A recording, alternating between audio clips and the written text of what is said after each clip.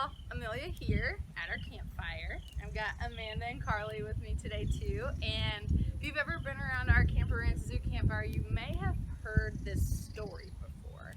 And even if you haven't, you may be kind of familiar with a similar story about a girl named Cinderella. But here at Camper Zoo, we think the story about her distant relative Rindercella is much more interesting. So listen closely, and I hope you enjoy this campfire story today. Once upon a time, in a corn country, there lived a beautiful girl. Her name was Rindercella. Now, Rindercella lived with her muggly other and two sad misters. Ugh, they were the worst. Now, also in this corn country, there lived a very pransome hen. Oh, the most pransome hens.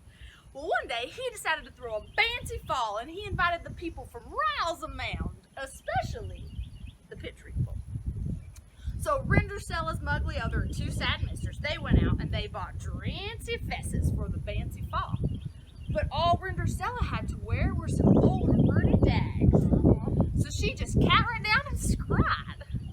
She was a kitten there scrying when all of a sudden, out of nowhere, poof, her Gary Godmother appears. And she asked Rindercella why she was kitten there scrying, and she told her about the fancy fall and her wordy dags.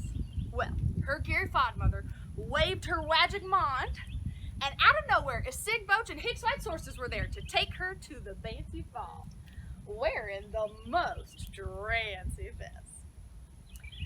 She said, Rindercella, now there's one condition. You must return home before midnight, or I'll turn you into a pumpkin. I don't know why, but that's what she said.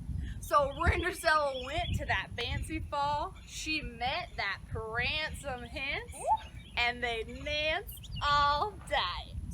And you know what? What? They lolly-fubbed. Oh! Well, all of a sudden, out of nowhere, the mid-clock strikes night, and Rindercella stays down the rears, and just when she beats the bottom, tink, she slops her dripper. Uh-oh. Not the dripper. Well, that pransome hen scooped up that slop dripper and searched the entire corn country the next day looking for that beautiful girl. He knocked on Rindercella's door. He tried it on her muggly other. And do you know what? What? Thinned it. Thinned it. Then he tried it on her two sad misters. And do you know what? What? Thinned it. Thinned it. Then, in her wordy dags, he tried it on Rindercella. And do you know what?